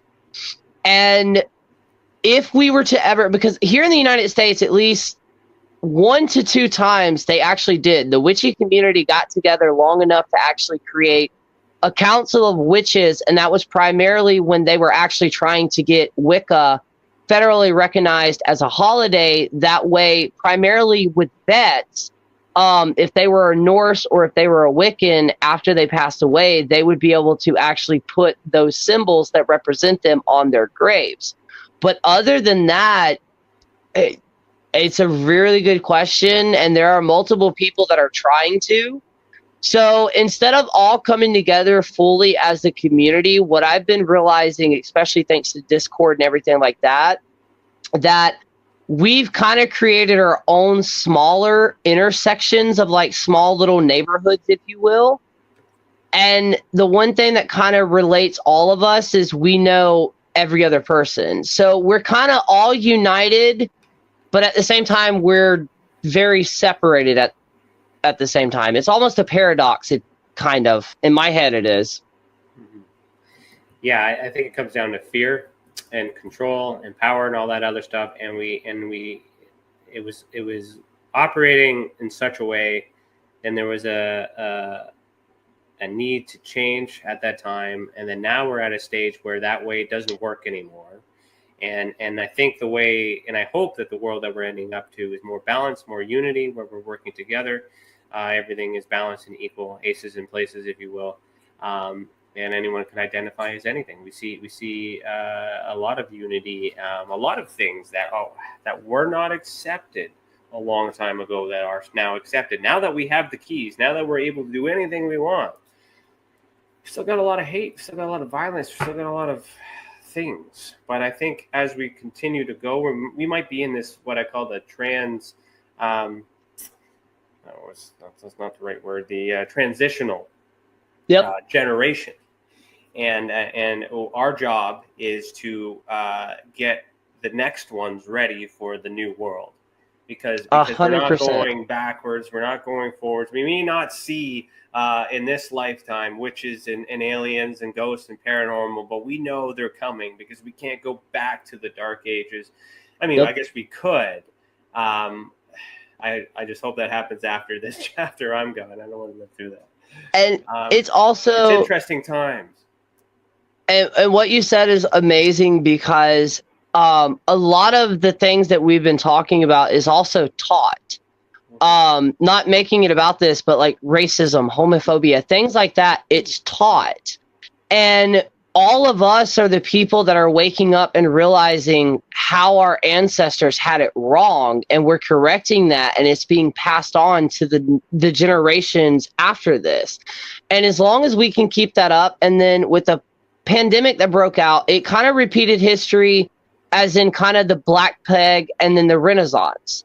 So many people, for the first time in a long time, had nothing but time on their hands, so they dove into spirituality, to witchcraft, to try to find these answers, to art, to everything else, and it birthed so much new things. So I 100% agree with you on that a very slow process, but we are definitely advancing more to be able to create what most people consider not necessarily eureka, but a better world. I don't think we're advancing. I think we're going back to the way that it was. Because if you go further back to where it started being oppressed, and you follow history, like even in Egypt, you know, the skin color was that of African American. It's dark, you know, and they're powerful. And the leaders were, and the pharaohs, Cleopatra was a female. Even go even further back. You know, and homosexuality was common because that's all that was available during the wars and things like that too. So all these things that we're now at, you know, happened. We're kind of relearning and re-remembering them. Right. So why do you think world or society decided to say enough of that? And then all of a sudden they're like, okay, we need to go back to the way that it was. I think honestly, it was the pandemic. It was the first time the entire world, every normal thing that most generations were taught would never happen, happened. The entire earth in a few months completely just stopped. And it was thanks to social media, really, because social media gave everybody a way to be like, to show everything, all these thoughts and actions and events that at one point in time, we just thought that like individually we were just experiencing, and then it showed everybody, oh shit, wait, no. Right. A lot of other people are going through this. So it kind of brought us together. And due to that, because I'm a huge believer in the reason we have history is to make sure it never repeats.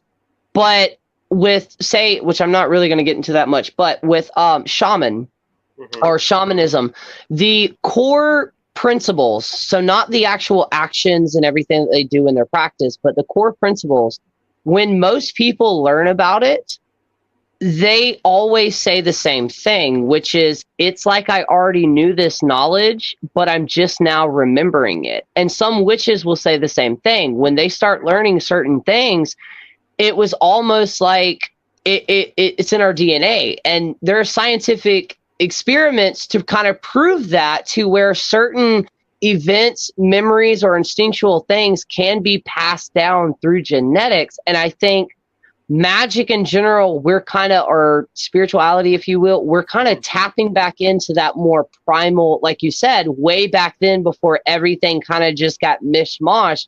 We're tapping back into that. It's interesting too. A thought came in because, like, I was on a show not too long, a few months back, where and they quoted me something that I said, and that was, "We have to remember who we were, yes, to understand who we are."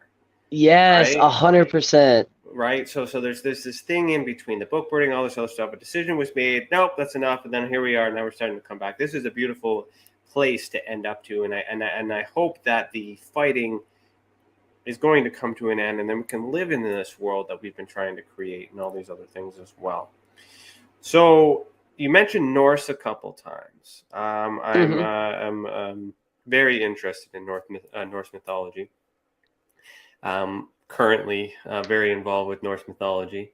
How would Freya, is a god in Norse mythology, but she's also a witch. So what is your connection to Norse mythology, and you keep referencing it? So do you have a connection to Norse? I do, actually. For one, kind of sappy and everything, but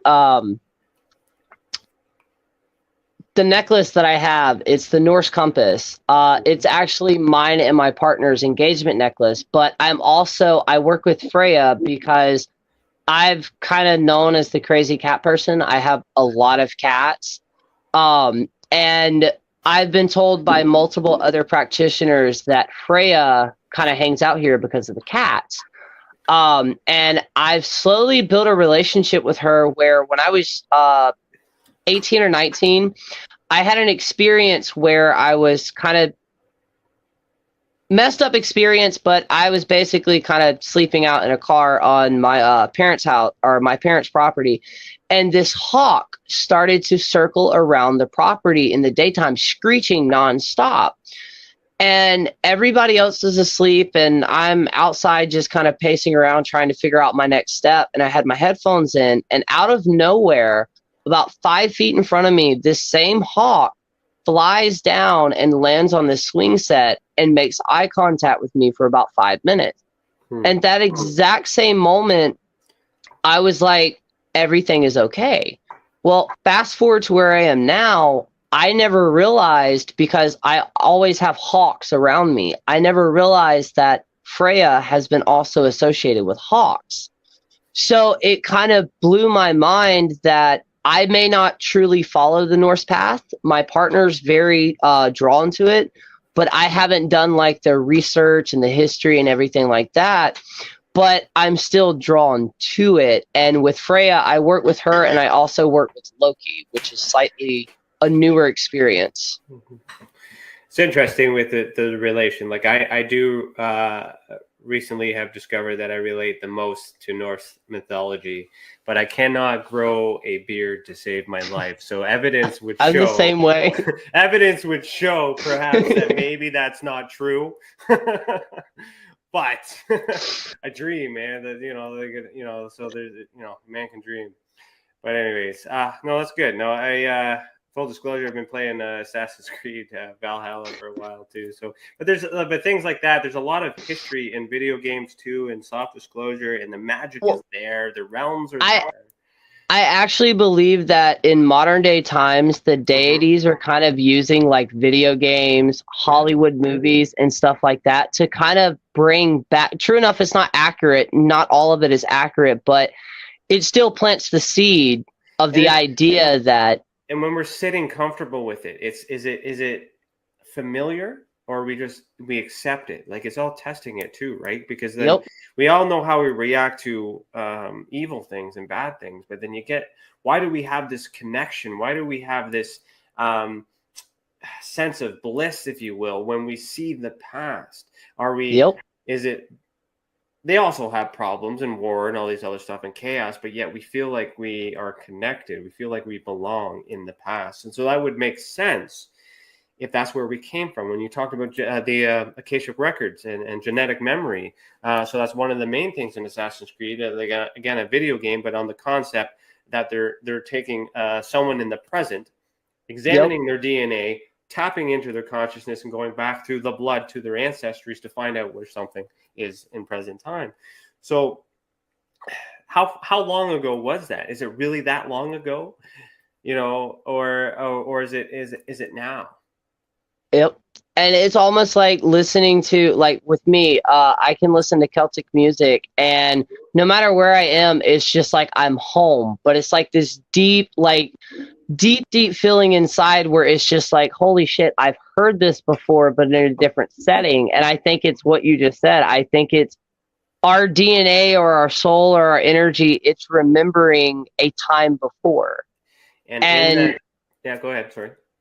Oh, no, I was just saying, and in that, it's also a way that we connect with our ancestors, and a way that gods and goddesses and magic live on. Because when most people when they discover witchcraft, most of them always say the same thing. For the first time in my living life, I felt like I found home. Yeah. And in Norse mythology, you have magic, you have females in power. You have connections with Aboriginal, Indigenous people. You have all of these, this society that worked quite well, other than the savages that's going on and all that other stuff, the way they dealt with stuff. But I mean, and not saying that's the way it needs to be, but it seems right. So where did that all go? Is it still in the north? All these other things.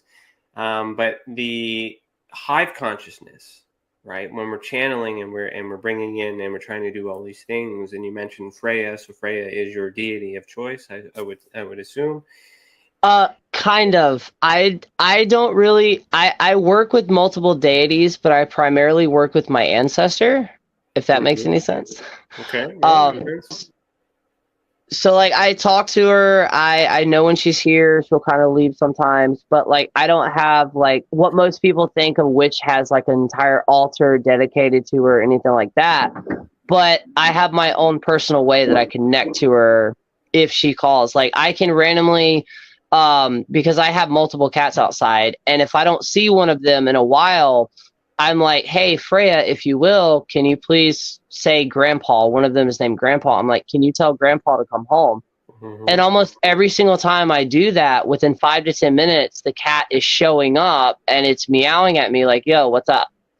So I believe it's all connected in some weird way that I don't think anybody has found words for, but we all sense it. It's interesting. Okay, so let's talk more about you teach too, right? You're a mentor. Yes. You want to get into that a little bit? Oh yeah. So I use most of my content as the kind of mentoring ship. I have a Discord, and everybody in that Discord, we kind of basically just help anybody out. It is primarily 18 plus. There is a small server in it for like 17 plus, but due to some of the subjects we go over, it's primarily 18 plus. And then I started out on Facebook, moved to YouTube. So I go live on YouTube Monday through Thursday most of the time for starting around 10:30 to 11 o'clock Eastern Standard Time, AM. And it's called Live Witches Chats. So depending on sometimes I'll have a specific subject up, other times it's kind of free flowing. And then my TikToks, Fire Lotus the Witch, and then Fire Lotus the Witch 2.0. I use most of those videos to kind of mentor. And then if anybody ever has a magical question, or if you want custom spell work or an oracle reading, you can email me at firelotusthewitch@gmail.com. And the reason I started that is because I believe at a certain extent, knowledge should be free for everybody. And some witches online, they make it slightly hard to kind of just ask a question, because a lot of people are like, oh, well, I'm a baby witch. No, you're not. You're not a baby witch. That's degrading. You are a witch in training. In my community, we call it seedlings, lotuses, and sprouts, aka everybody starts from a seed and they eventually sprout out. But there's no such thing as a dumb question. I've had people ask me questions that I've never asked, and I'm like, oh, holy shit, you just put that in a new perspective. And a lot of witches, due to like finances and stuff like that, they can't get the items and information that they need. So I eventually started all of this, and that's what it's for. I have a book list of all the books that I have in my practice. Any new book that I do get, I'll read it, I'll review it, I'll talk about it and be like, yo, this is a really good book. And then next Wednesday and the Wednesday after that, if everything goes as well, I will actually be holding my first ever Zoom class. Oh. So yeah, it's going to all this on your own. Yes, I have people. Good for you. Thank you. I have people in my Discord that help me out. Like I have monitors and stuff, but other than that, every day except for primarily Saturdays and Sundays, but Monday through Friday, I'm either answering questions, making content, trying to do everything I can. I haven't been able to figure out TikTok. I mean, I'm on there. I do a couple things. I did a couple videos. People watch it, but I can't find myself to do a TikTok every day. So good job for you. Thank you. I've been told to do that, but I can't. I don't know. So that's good. So they can find it by emailing you or on your Facebook page. What's the name of your channels? My everything online is Fire Lotus the Witch. You'll be able to find that on Facebook, YouTube, and Instagram. And then with my podcast, it's Fire Lotus the Witch. My Instagram podcast is Fire Lotus the Witch Podcast. But specifically because a lot of people kind of stopped using Facebook. I primarily now just go through email because I can keep up with it, and that's where I do most of my readings from because I do have anxiety. So if I'm by myself reading the cards, I don't have to worry about like my anxiety interfering with it or anything. So yeah, social media, Fire Lotus the Witch, and then my email, firelotusthewitch@gmail.com. Perfect. Awesome. All right, so we made it to the end. I have a couple other questions, but we do have a section here that I wanna start with, and then it's our final segment. It's called Sorry Not Sorry. So I'm gonna play the little jingle here. 1 second.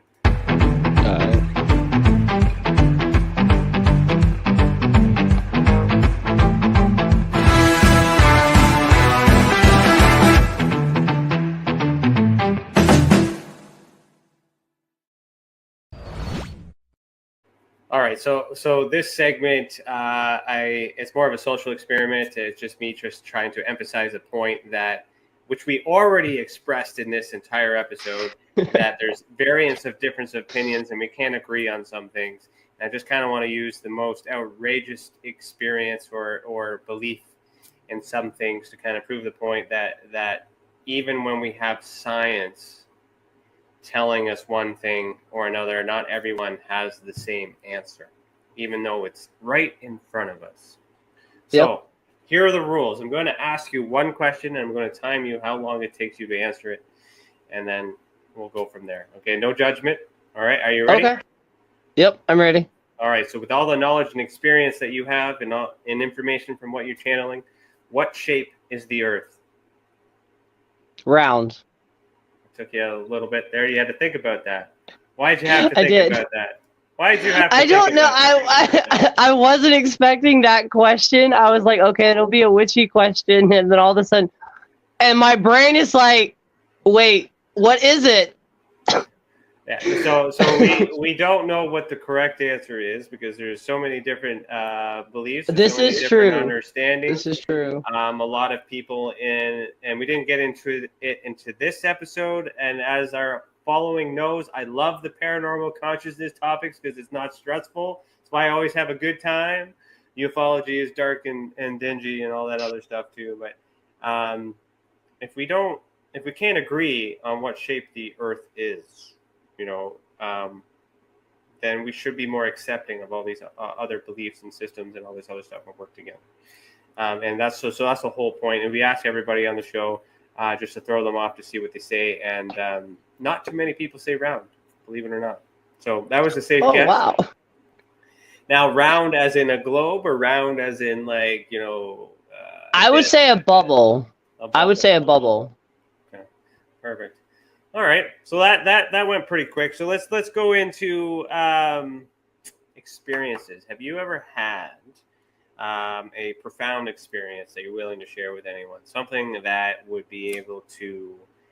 I do, and you may find this interesting because you like the paranormal realm. So, sleep paralysis. It's supposed to be, depending on how you believe it, it's supposed to be kind of like dreams. We're not supposed to share them. We're not supposed to have the same experiences or anything like that.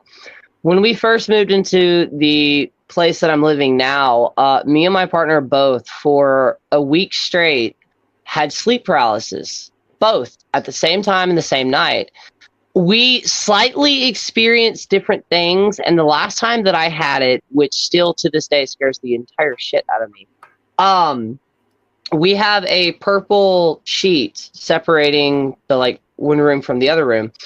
And I was asleep. I kind of woke up, had that oh my God, something's coming. And I kept flashing into the kitchen.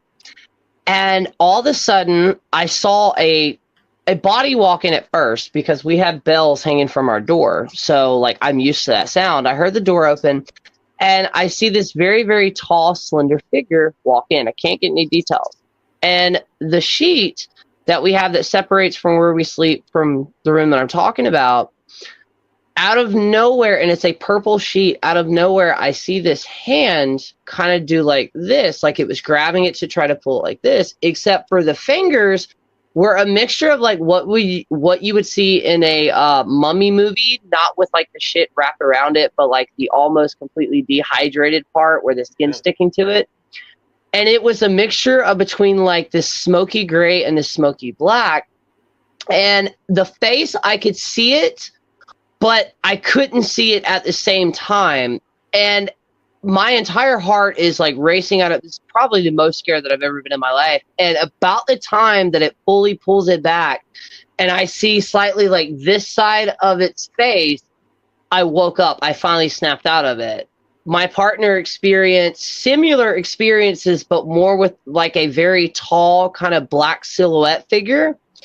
Scared the teetotal shit out of me. And it's actually one of the main reasons, or the main, my first Facebook post on my Facebook page was that experience, because I don't know what it is. I believe in aliens. Obviously, we cannot be the only intelligent beings out there.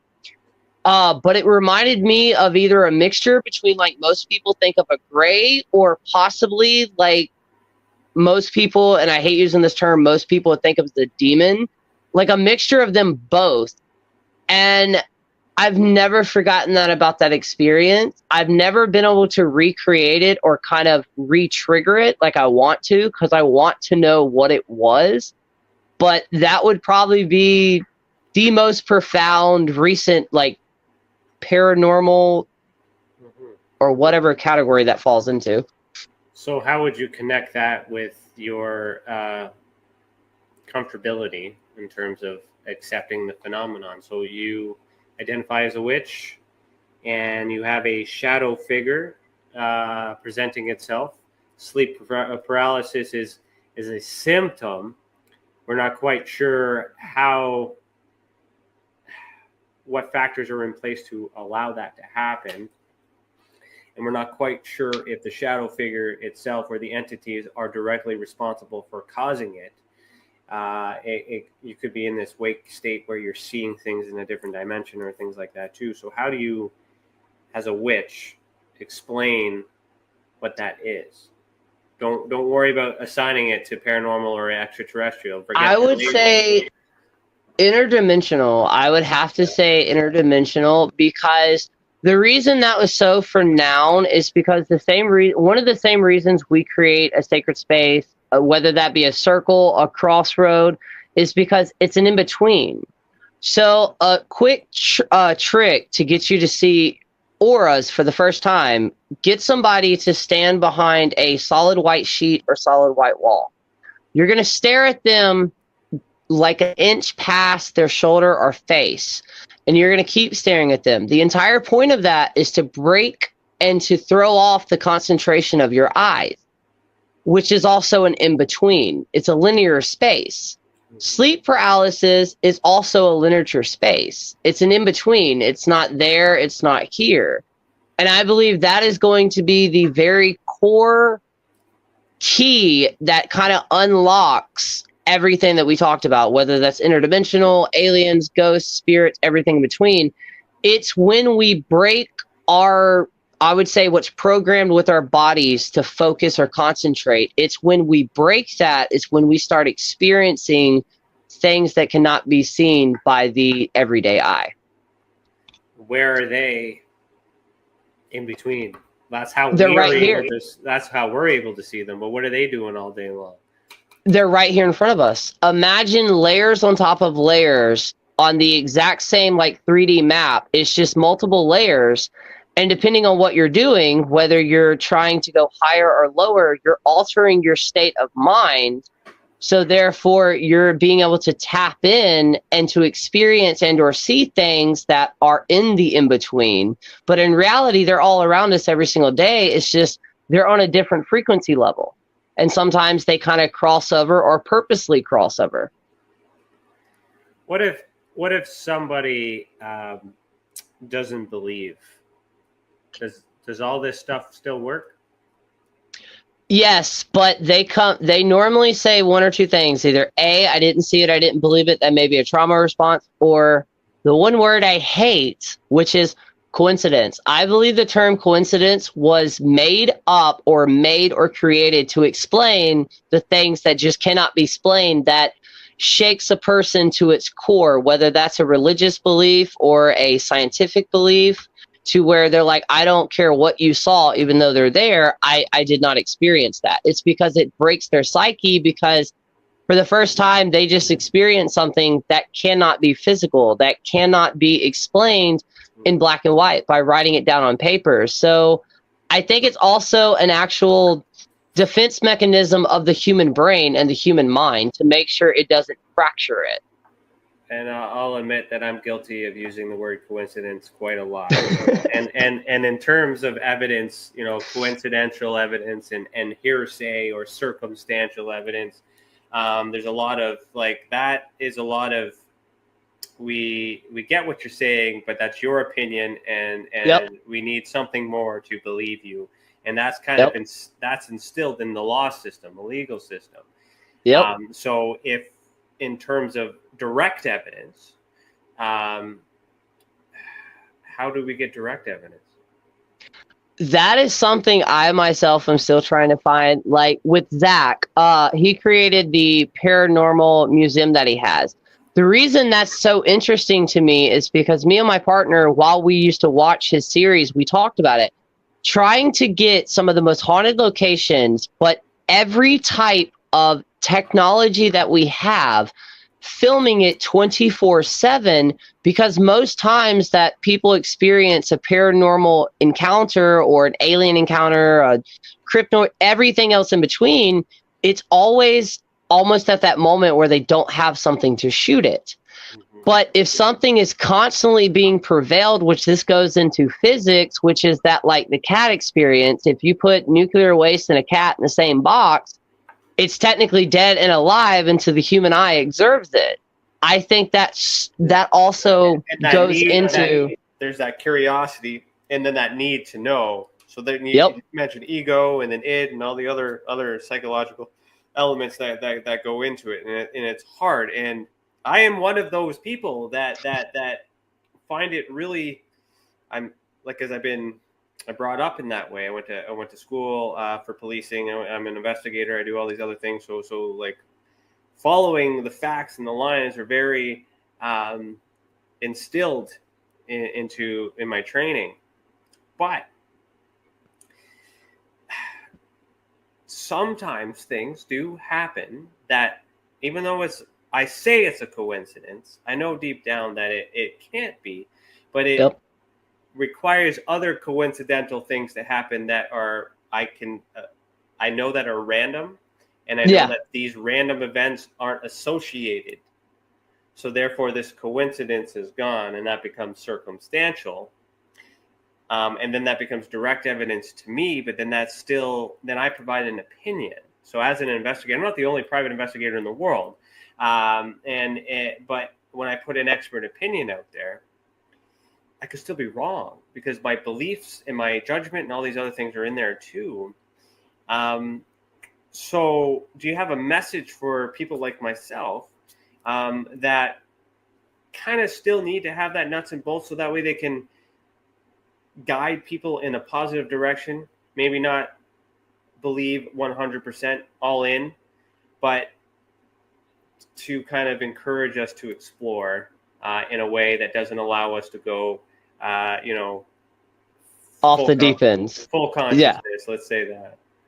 So, for one, always keep one foot in the reality that we're in now, and then also in the spiritual world. But normally when you experience a full experience, something that is, we'll say in this sake of the conversation, abnormal and or like supernatural, it's not just going to be your mind or your eyes that react to it.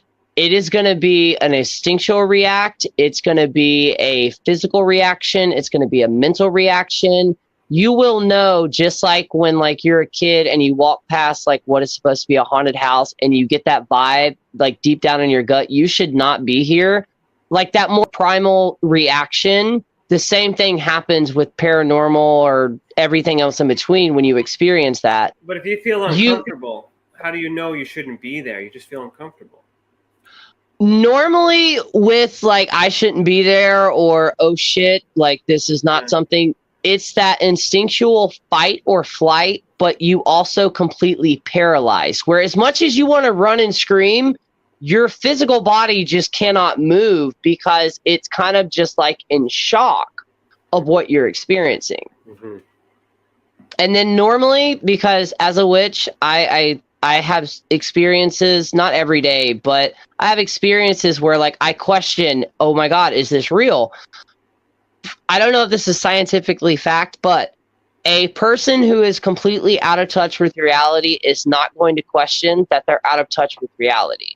Right. So if you're sitting there asking yourself, wait, did this just really happen? And or like, am I crazy, or whatever term you want to use? That means that it did just happen, and everybody else experiences and or experiences other things that most people would be like, no, that didn't happen.